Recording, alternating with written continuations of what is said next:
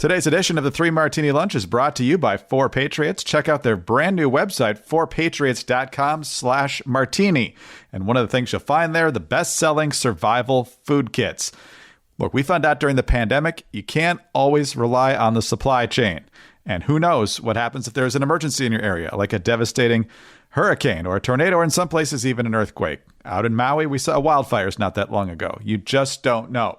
So the best-selling survival food kits have delicious tasting foods for breakfast, lunches, and dinners.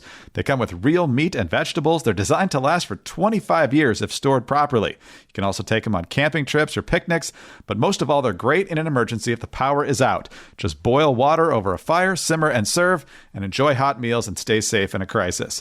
Visit 4patriots.com/martini to see this week's discounts and deals before they are gone, and get free shipping on orders over $97. Save more and get peace of mind now by going to the number 4patriots.com/martini. That's 4patriots.com/martini. Welcome to the Three Martini Lunch. Grab a stool next to Greg Columbus of Radio America and Jim Garrity of National Review. Three Martinis coming up. Hey, really glad you're with us for the Tuesday edition of the Three Martini Lunch. That would be the Election Day edition of the Three Martini Lunch. So if there are elections where you live, and it could just be local stuff, or it could be a lot of stuff if you live where we do in Virginia or Kentucky, Mississippi. New Jersey's got legislative races, and there are big Supreme Court races in Wisconsin and Pennsylvania. New York's got some stuff going on. I've heard Washington State. So probably in most areas of the country, there's at least something. But in some states, there's a lot going on. Jim, I know you're headed out later today. I voted in Northern Virginia, deep blue part of the state, of course. I'm not expecting a lot of happiness for the races that I voted on today. But I'm holding out hope that statewide there will be Republican majorities. But we'll see how that goes. We've talked about the different campaign strategies. Democrats going all in on abortion. We'll see if that pays off. And then Republicans mainly on education and crime. I will say that at my precinct this morning, and this was at about 8:30 or so, which normally in an election year is one of the busier times of the day, quiet as church mice. We were the only people walking up. There were a couple people leaving just as we got there. You had the usual people handing out the sample ballots. We had one candidate handing stuff out for the school board. But in there, way more poll workers than voters. And in a deep blue part of the state, I think that's actually a good sign. So we'll find out. You know, Greg, I try not to put too much stock into my personal encounters with people at the polling places. One lone exception would be, I believe, 2008. I had to go back to my polling place like several times because the line was out the door and down the block. A strong indicator of the huge turnout for Obama that year. The other thing is, if you have local news coverage on television every year, every election year, it's the exact same thing. Well, I'm here at the polling place in the early morning hours, and it's very crowded. I think turnout's going to be very high. And then they go to mid-morning. Well, it dropped off, almost like everyone went to work. We're at lunch hour. People are coming back. Maybe turnout will be quite high. It's mid-afternoon. It's really slowed down. It's the drags, and it's 5 o'clock. People are coming out of work. Well, it's a lot of it's the exact same pattern every year. Yet the coverage always treats it like it's some surprising surge and then dearth of voters each year. Yeah, no, that's a good point. And, ever since we've instituted early voting, what you see on Election Day is not necessarily representative of what's really going on. And here in Virginia, at least, Glenn Youngkin has made a huge push for Republicans to embrace early voting, saying we can't rely on everybody being able to show up on Election Day, which I think is a smart tactic. And at least by some indications, based on who showed up during early voting, Republicans actually listened to him. But I will say that the reason that I thought that low turnout might be a good sign for Republicans was because other than presidential years, it's almost always fairly quiet. But in 2017, the first governor's race after Trump became president, was the Ralph Northam versus Ed Gillespie race. The place was swarming. And as soon as I saw that, I said to myself, Ed Gillespie's going down. Ralph Northam's going to win. So that's where that comes from. We'll see tonight. Polls close here at 7 o'clock. It varies around the country, and we'll see what we have in the morning. I'm sure we'll be talking about a lot of it. But let's get to our good, bad, and crazy martinis for the day, starting with the good. This was expected, I guess, for the past couple of days, although I think some people had suspected it for a while. Ron DeSantis, if he's going to make a real push at Donald Trump for the Republican nomination, he's going to have to get a foothold somewhere, and it's pretty clear that his campaign is betting on that foothold being in Iowa and seeing if that can be a springboard. Historically speaking, winning Iowa has not necessarily meant a lot to the larger push for a nomination. See Mike Huckabee in 2008 and even Ted Cruz in 2016. But one of the more popular politicians among her constituents is Kim Reynolds, the governor, who is extremely popular in Iowa. And yesterday, as expected, she gave a full endorsement for Ron DeSantis to be the next president of the United States. Here's a little bit of what she said. Not only do we need to make sure that we elect someone who can win and beat Joe Biden, we need a president who has the skill and the resolve to reverse the madness that we see every single day. We need someone who will fight for you and win for you. We need someone who won't get distracted but will stay disciplined, who puts this country first and not himself. That leader is Ron DeSantis. So again, Jim, I don't know that endorsements carry as much weight in this day and age as they used to, but if you're going to get an endorsement in Iowa, that's the one you want. And so Ron DeSantis seems to be finding his stride. The numbers are not showing it necessarily in a lot of polls, but in Iowa, at least, there's a lot of people still definitely willing to consider him. So it's a different animal than in an actual primary situation like you'll see in New Hampshire and beyond. But, if you want to make progress, getting the support of the most popular person in the state's not a bad way to go. Yeah, and for anyone wondering why is this the good martini, well, besides my personal preferences of who would be the best candidate, I think Republicans should have a primary, not a coronation. I think it is good to have a serious competition between candidates, a proving ground for each candidate to say, here's why I am the best option for the party. And let's face it, for much of the past year, it hasn't looked all that competitive. So the non-Trump candidates like Ron DeSantis need all the help that they can get. And I think Governor Reynolds lays out a strong argument for DeSantis and not for Trump. Although she doesn't necessarily mention Trump by name, I think we can all guess who she's talking about. And I think your assessment of the value of endorsements is accurate, that it probably doesn't move a lot of votes by itself. Nonetheless, if you're Ron DeSantis, you would much rather have this than not have this. And I do feel like when it comes to endorsements, there's like a cumulative effect. If it seems like everybody, or at least every major political figure with a particular brand, with a particular style, a particular philosophy of governing and what they prioritize, endorses a particular presidential candidate, it kind of reaffirms anybody who was leaning in that direction for DeSantis in this case. And if you're a Trump supporter in Iowa, you're probably not jumping off the bandwagon or anything like that. But I think for anybody who was not already on the Trump bandwagon, the endorsement of Kim Reynolds is this she thinks he's good. I'm pretty happy with what I'm getting from Iowa. I noticed that the Trump campaign has responded with two messages. The first is that nobody cares, that there's absolutely no value to having the governor of Iowa endorsing you before the Iowa caucuses, and that Kim Reynolds is just the worst, and everybody hates her, and she's only in a position because of Trump. She was going to lose her primary. Trump carried her over the hump. Isn't it, Craig, isn't it amazing that every single Republican in the entire country owes their career to Donald Trump? Fascinating out, At least that's the takeover on Truth Social. So, more of the same. And I think, the fact that you're screaming bloody murder about Kim Reynolds' endorsement is a sign that actually you do think it matters. You do think it does have consequences, even if it's only on the margins. Good for you, Ron DeSantis. And hopefully there will be a good, worthwhile, competitive caucus out there. And of course, as we know, Iowa Republicans do know how to count the votes. Can't say that for Iowa Democrats. We'll see how things shake out. But the DeSantis campaign has to be feeling a little bit better, this morning than they were like a week or two ago.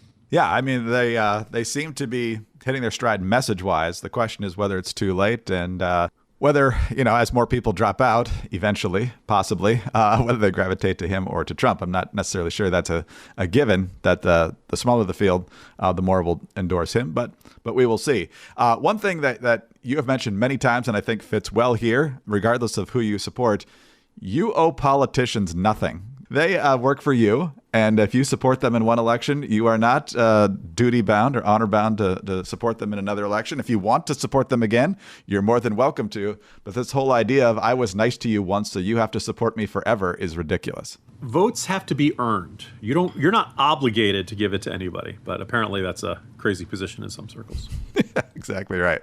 Hey, y'all, this is Sarah from The Sarah Carter Show. Thanks for listening to 3 Martini Lunch. We all have a heartfelt reason to support our blood pressure. In fact, more than half the U.S. population would benefit from blood pressure support. Superbeets Heart Chews are an easy and convenient way to support healthy blood pressure and promote heart-healthy energy. Paired with a healthy lifestyle, the antioxidants in Superbeets are clinically shown to be nearly 2 times more effective at promoting normal blood pressure than a healthy lifestyle alone. And believe me, I know because I'm traveling all over the country covering stories and frankly, sometimes all over the world. And it's so easy. I just keep my Superbeets in my handbag, in my pocket, wherever. And I've got amazing energy. And guess what? They taste really good. So supporting healthy blood pressure comes with a bonus. Superbeets Heart Chews support healthy circulation. So you not only get blood pressure support, you also get a productive, heart-healthy energy without the crash. Double your potential with Superbeet Heart Chews. Get a free 30-day supply of Superbeet Heart Chews and 15% off your first order by going to getsuperbeets.com and using promo code Sarah. That's S-A-R-A. GetSuperBeets.com, code Sarah to get 15% off your first order. Getsuperbeets.com, promo code Sarah.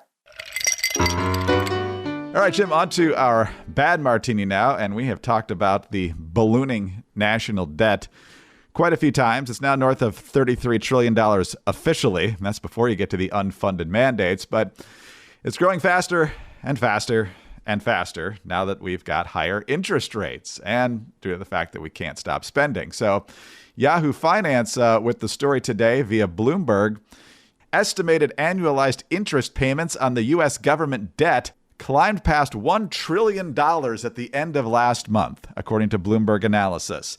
That amount has doubled in the past 19 months and is now equivalent to 15.9% of the entire federal budget for fiscal year 2022.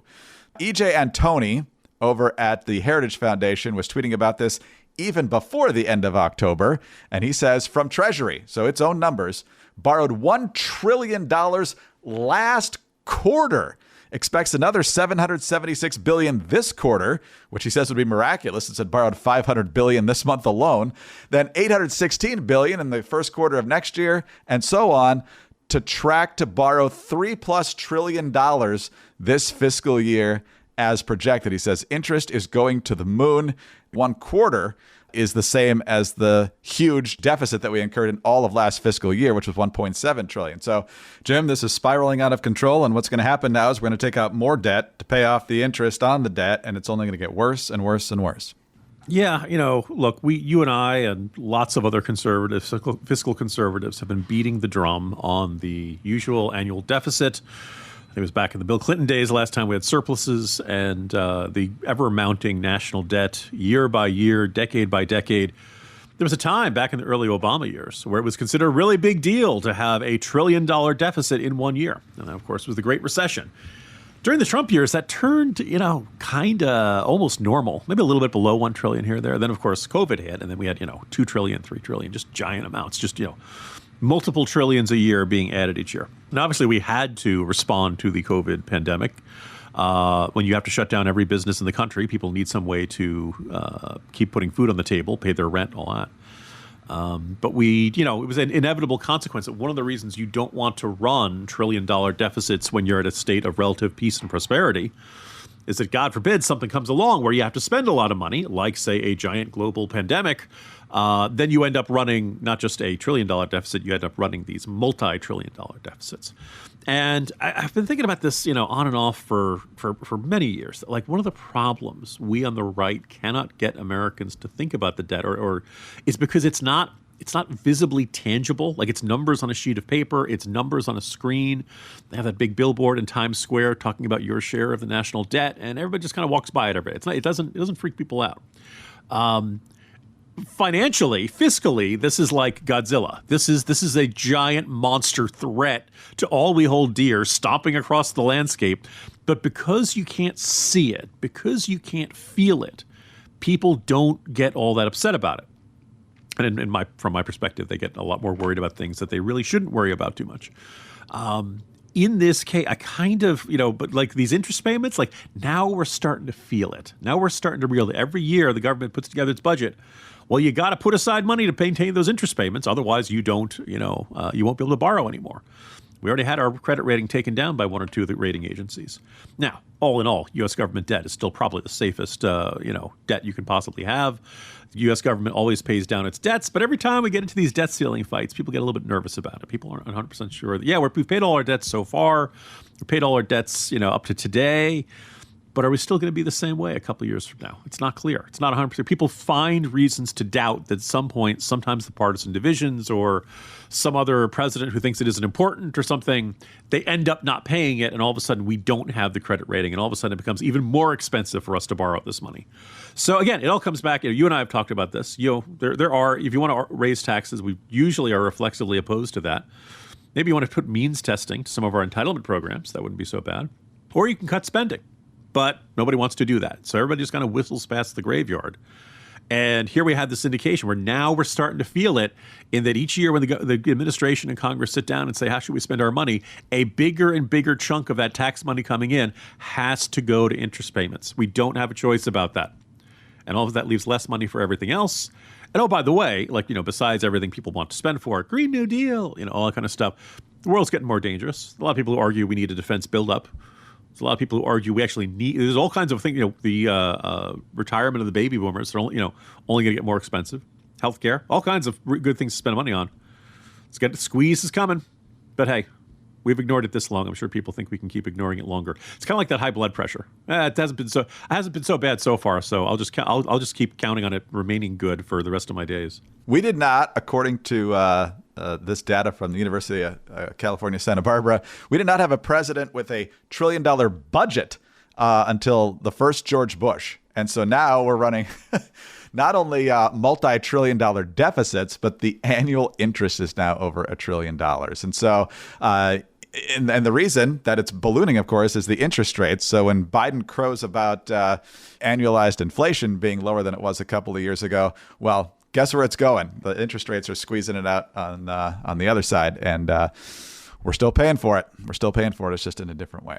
That is a bad martini, Greg. Hey, y'all, this is Sarah from The Sarah Carter Show. Thanks for listening to 3 Martini Lunch. What happens when we die? From Angel Studios, the force behind Sound of Freedom and The Chosen, comes an unprecedented deep dive into the phenomena of near-death experiences in the new movie, After Death. After Death makes a courageous venture into a hotly debated, mysterious subject by comparing near-death experience with cutting-edge scientific knowledge. Hear from experts in the fields of science, philosophy, and medicine, as well as firsthand experiences of people who have lived through death as they paint a fascinating picture of life in the next realm. This groundbreaking project responds to the soul's innate desire to find meaning in life and solace in the future. Come see it for yourself or pay it forward by providing a free ticket for others to see the film. Leave your preconceptions at the door and prepare for a never-before-seen glimpse into what the next life could entail in After Death, opening October 27th. Get your tickets today or pay it forward at angel.com/3martini lunch. That's angel.com/3 martini lunch. After Death, the end is only the beginning. Rated PG-13.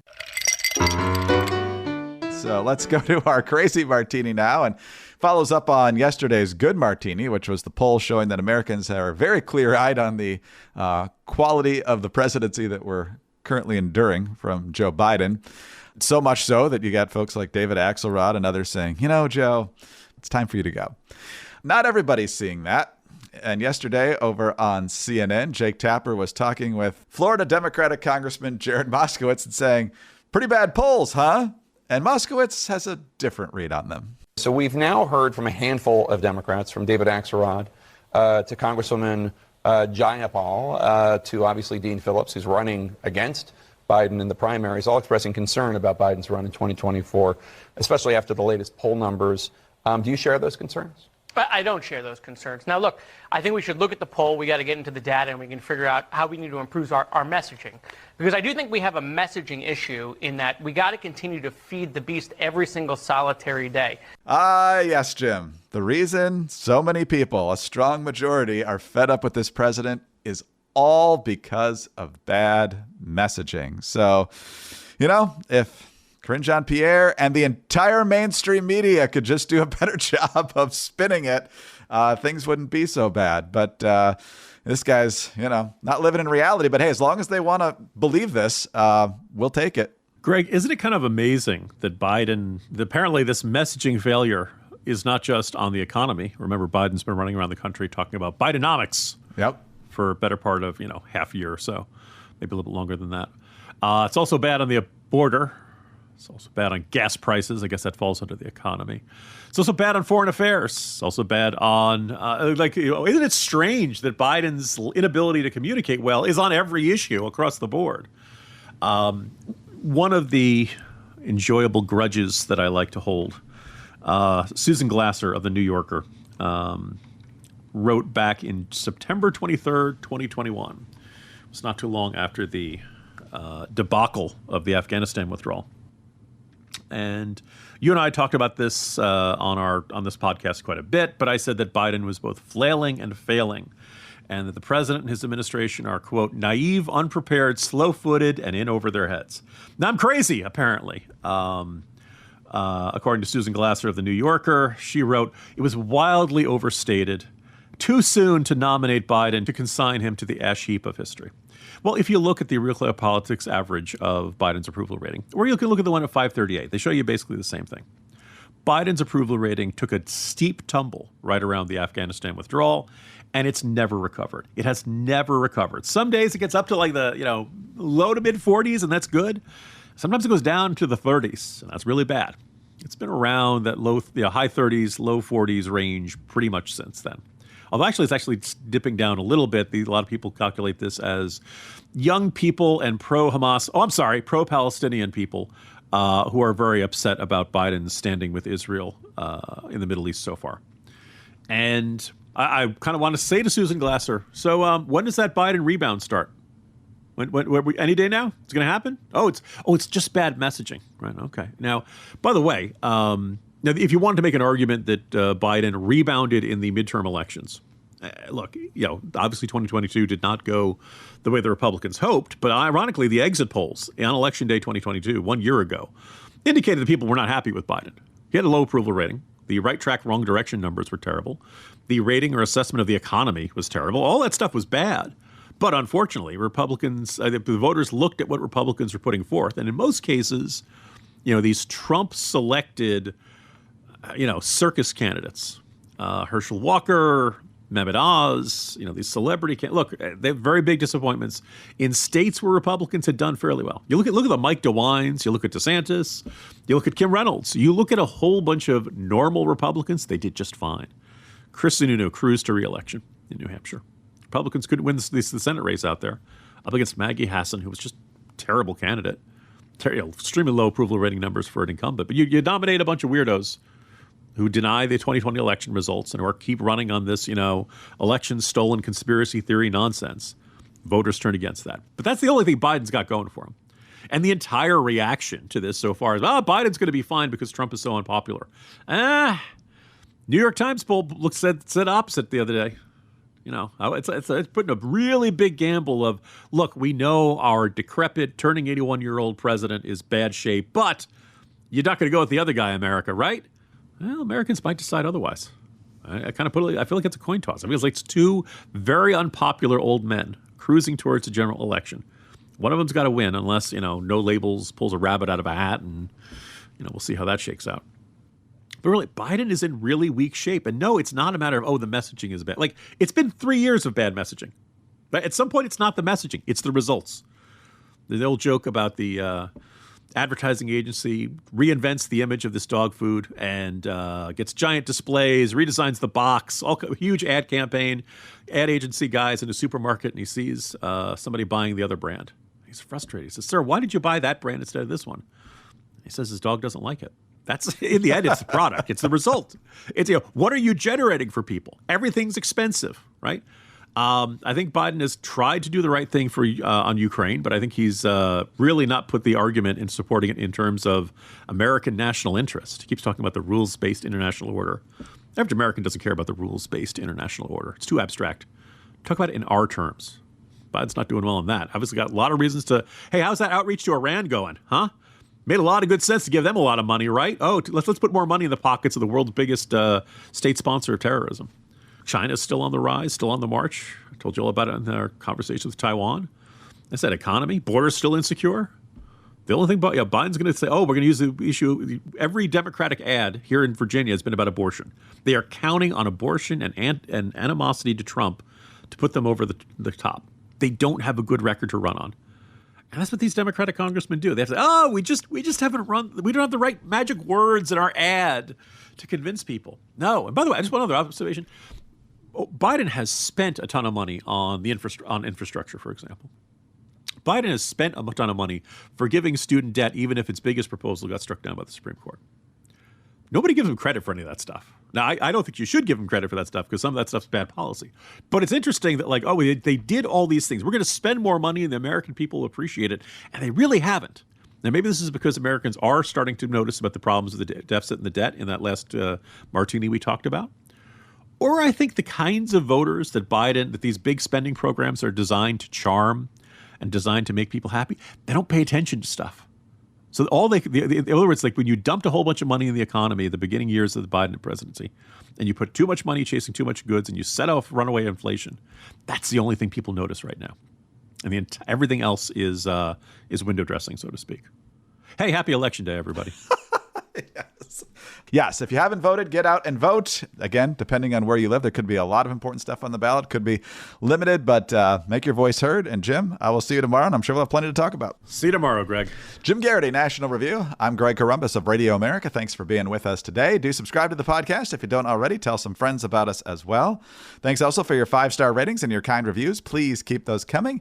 Get us on your home devices. All you have to say is play 3 Martini Lunch Podcast. Follow us both on X. He's at Jim Garrity. I'm at Dateline_DC. Have a terrific Tuesday. Don't forget to vote, and we'll see you tomorrow on the 3 Martini Lunch.